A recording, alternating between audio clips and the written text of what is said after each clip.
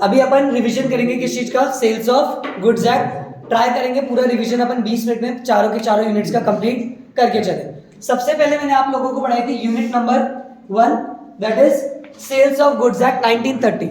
Sales of goods act 1930 में सबसे पहले मैंने आपको पढ़ाए थे गुड्स क्या होते हैं। तो गुड्स का मतलब होता है any kind of movable property, कोई भी मूवेबल प्रॉपर्टी जिसको अपन एक जगह से दूसरी जगह तक ले जा सकते हैं। It does not include money and actionable claim. Money इसके अंदर इन्वॉल्व नहीं होता। एक्शनेबल क्लेम का मतलब हो गया चेक भी इन्वॉल्व नहीं होगा, डेटर्स भी नहीं होगा, मतलब जहां से आपको पैसा मिलने वाला है दैट इज वो इंक्लूड नहीं होगा। बट ये इंक्लूड करके चलता है किस तो चीजों को, growing crops, grass, stock and shares या anything attached with a piece of land. तो what is goods? Goods means any kind of movable property which can be moved from one place to another place.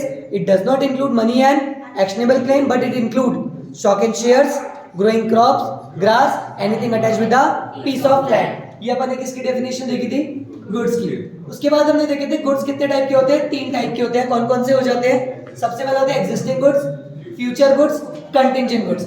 Existing goods का मतलब होता है जब भी मैं contract कर रहा हूं वो गुड्स यहाँ पे अवेलेबल है, मेरे को लॉकेट चाहिए वो अभी अवेलेबल है, एग्जिस्टिंग गुड्स।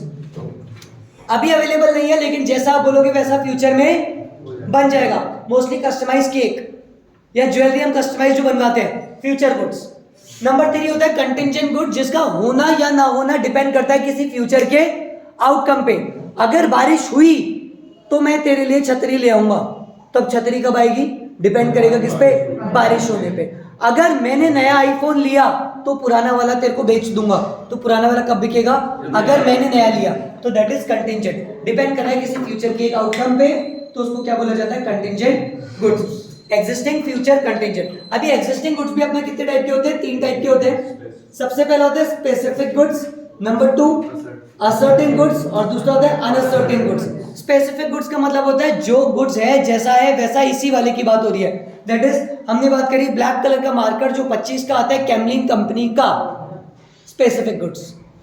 जब भी गुड्स को आप पूरे के पूरे एक लॉट में से छांटते हो, खासकर संक्रांत के टाइम पे जब आप पतंगे लेने जाते हो तो आप बहुत सारी पतंगों में से कुछ पतंग छाट के अपने लिए लेकर आते हो, that is ascertain goods.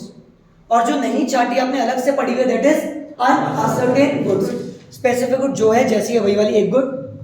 Ascertain good जब भी आप एक लॉट में से कुछ गुड्स को छाट लोगे, फ्रॉम अ लॉट आपने आइडेंटिफाई कर लिए कुछ गुड्स, दैट इज असर्टेन। बचे हुए कौन से हो जाएंगे? Uncertain goods.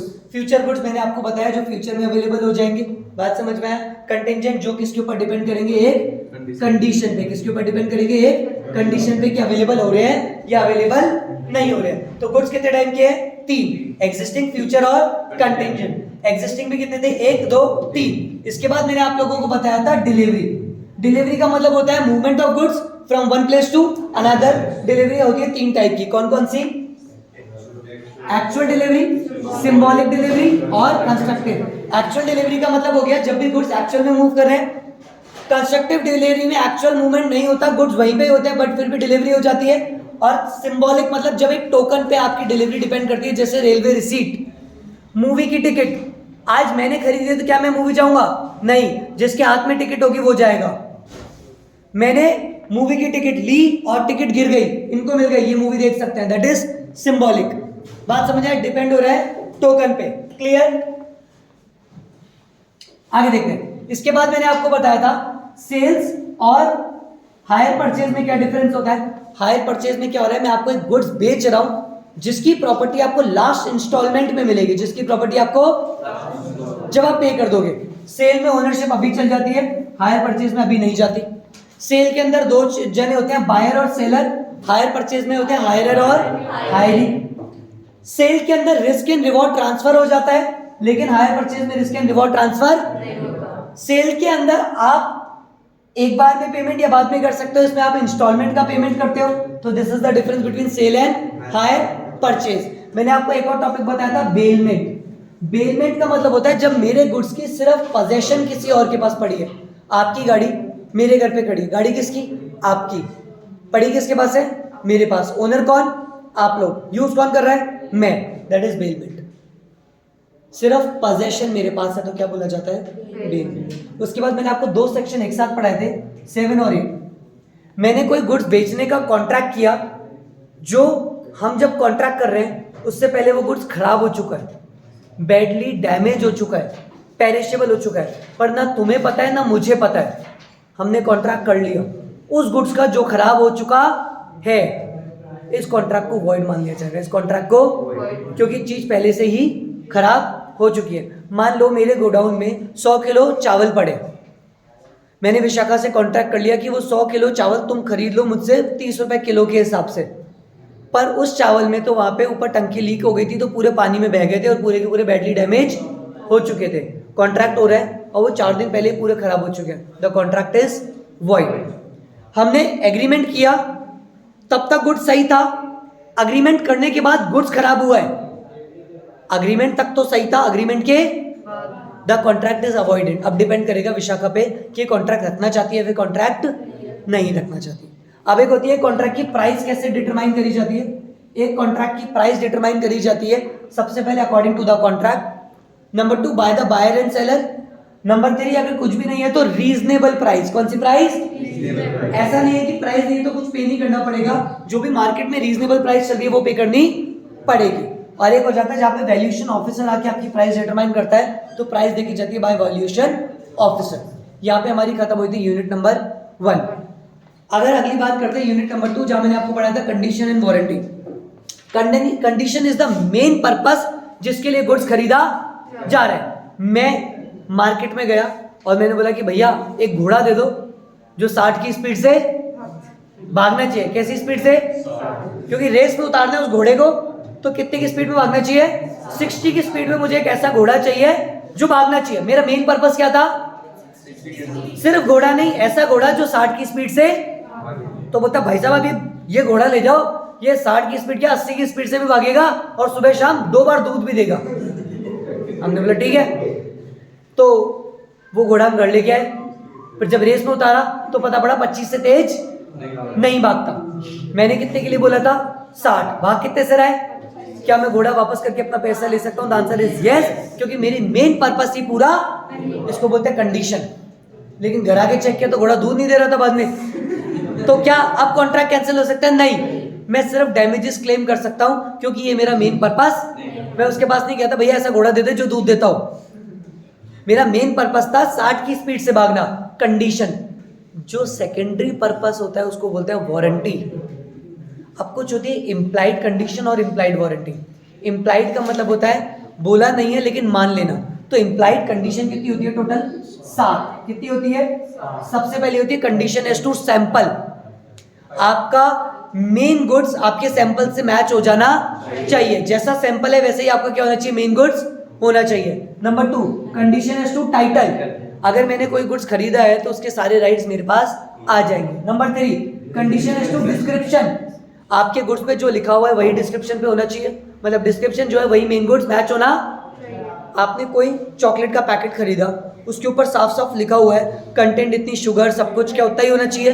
यस, बिल्कुल होना चाहिए, क्योंकि आपका जो डिस्क्रिप्शन है वो गुड से मैच होना चाहिए। ये नॉर्मल है। नहीं हुआ तो मैं केस, मैंने जाके दुकानदार को बोला भैया चॉकलेट वाले बिस्किट देना, खोल के देख रहा हूँ उसके अंदर से स्ट्रॉबेरी बाहर आ रही है, मैं वापस कर सकता हूँ और पेमेंट ले सकता हूँ क्योंकि डिस्क्रिप्शन से मैच नहीं हुआ। बोलो बात समझ में आई? अगला condition as to sample and description, दोनों से मैच होना चाहिए। Condition as to merchantability, that is वो अपने बेचने लायक, मतलब बैडली डैमेज नहीं होना चाहिए। मैंने अमेजोन से गुड्स मंगाया, सब जो बैडली डैमेज था मैं वापस कर सकता हूँ।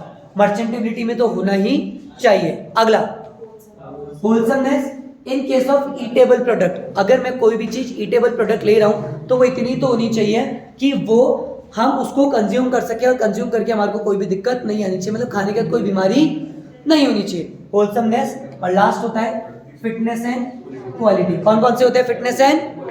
फिटनेस एंड क्वालिटी बोलता है कि जिस चीज के लिए आप गुड्स खरीद रहे हो ना, सामने वाले पे आप केस कर सकते हो लेकिन 3 कंडीशन पूरी हो जाए। मैंने उसको मेरा मेन पर्पस बता दिया गुड्स खरीदने का। नंबर 2 वो ऑर्डिनरी केस में डील कर रहा हो। नंबर 3 मैंने उसकी स्किल्स एंड जजमेंट पे रिलाय किया हो। तो टोटल कितनी थी मेरी इंप्लाइड कंडीशन? 7 में बोलते हैं। Number 1 condition as to sample, condition as to title, number 3 condition as to description, sample and description, number 5 merchantability, wholesomeness, quality and fitness. Quality and fitness में भी कितने थे? 3। फिर हमने पढ़े थे इम्प्लाइड वारंटी। इम्प्लाइड वारंटी कितनी थी total? 4। Undisturb possession, non existence of incumbrance, fitness and quality और डेंजरस नेचर इन गुड्स। 4 पढ़े थे। फिर मैंने आप लोगों को पढ़ाया था caveat emptor, let the buyer be aware. जब भी गुड्स खरीदे जाएंगे तो बायर ही जिम्मेदार होगा अपने गुड्स संभालने के लिए, सेलर लायबल नहीं होगा। Wrong selection of buyer. बात समझ में आई? मैंने गोल्ड खरीदा तो इट्स माय रिस्पॉन्सिबिलिटी, मैं उस पर हॉलमार्क चेक करूंगा। इट्स माय रिस्पॉन्सिबिलिटी कि मैं चेक करूंगा बिल डेटेड है या नहीं है। It's my responsibility, I will check bill पे साइन है या नहीं है। मैं कोई गुड्स खरीदता हूं तो एमआरपी चेक करना मेरी जिम्मेदारी है। मैं गुड्स चेक करता हूं तो उसका डिस्क्रिप्शन चेक करना मेरी जिम्मेदारी है। मैं गुड्स खरीदता हूं तो मुझे चेक करना पड़ेगा कि वो मेरे पर्पस के लिए सूटेबल है या नहीं। सेलर रिस्पॉन्सिबल नहीं होगा। सेलर कभी भी अपना डिफेक्ट आगे से नहीं दिखाएगा। लेकिन कुछ केसेस होते हैं जहाँ पे कैविट टेम्पटोर नहीं लगता। Sample, description, sample and description, merchantability, brand name या seller actively conceal in fraud. यहाँ पे हमारी खत्म हुई थी यूनिट नंबर 2। लास्ट मैंने अभी आपको पढ़ी अनपेड सेलर, जल्दी से खत्म करा देता हूँ इसको भी। अनपेड सेलर के अंदर हमने पढ़ा था कोई भी पर्सन जिसने अपना काम कर दिया लेकिन पेमेंट नहीं किया, उसको क्या बोल दिया जाता है? हमारा अनपेड सेलर। अनपेड सेलर के बाद 2 राइट होते हैं, against the seller, against the buyer, against the goods. Against the buyer, sue for the price, sue for the damages, sue for the interest. Against the goods में 2 type की चीजें हो जाती है, तो पास हो चुका है या पास तो पास नहीं हुआ तो मैं डिलीवरी भी नहीं दूंगा, withhold the delivery, stop in transit, lien on the goods और रीसेल। और अगर गुड्स जा चुके हैं तो फर्स्ट लियन लूंगा, आगे कहीं बिक रहे हैं तो स्टॉप इन ट्रांसिट और रीसेल। फिर मैंने पढ़ाया था ऑक्शन सेल। जब भी हम कोई चीज ऑक्शन सेल के थ्रू बेच रहे हैं बाय बिडिंग, जहां पे हाईएस्ट बिडर को गुड्स मिल जाता है उसको क्या बोला जाता है? Auction sale. फिर मैंने उसके अंदर आपको कुछ क्या पढ़ाए थे? रूल्स। सबसे पहला, सब लॉट को अलग से माना जाता है। रिजर्व प्राइस होती है, रिजर्व कॉन्ट्रैक्ट कर सकते हो, प्रिटेंडिंग बिडिंग होती है, और जो ऑक्शनियर होता है वो एजेंट होता है और वो अपनी प्रॉपर्टी भी बेच लेकिन विदाउट डिस्क्लोजिंग द फैक्ट कि ये मेरी प्रॉपर्टी है। बोलो बात समझ में? 3rd यूनिट एक और थी जहां पे हमने पढ़ा था transfer of ownership and property. Property transfer हो जाती है इररिस्पेक्टिव ऑफ आपका पेमेंट आया हो या नहीं आया हो, इररिस्पेक्टिव डिलीवरी गई हो नहीं गई हो। इंपॉर्टेंट इज क्या आपकी ओनरशिप गई या नहीं गई। Main word is ownership. तो मुझे बताओ, अगर goods in a deliverable stage, specific goods in a, तो जब डिलीवरेबल स्टेज में तभी मान लेंगे, डिलीवरेबल स्टेज में नहीं है तो जब आपने उसको डिलीवरेबल स्टेज में बनाया तब। और मैंने बताया था जहां पे जैसे कारपेट का एग्जांपल लिया था, सेलर को कुछ करना पड़ता है ताकि वो प्राइस डिटरमाइन कर सके। तो जब तक सेलर वो कर नहीं लेता और बायर को नोटिस नहीं कर देता तब तक आप उसको ट्रांसफर नहीं मानोगे। और अगर आपके कौन से गुड्स हैं हमने पढ़े थे, कौन कौन से थे? Ascertain, uncertain. तो अनअसर्टेन केस में हमने देखा था जब तक वो सर्टेन नहीं हो जाते तब तक ट्रांसफर।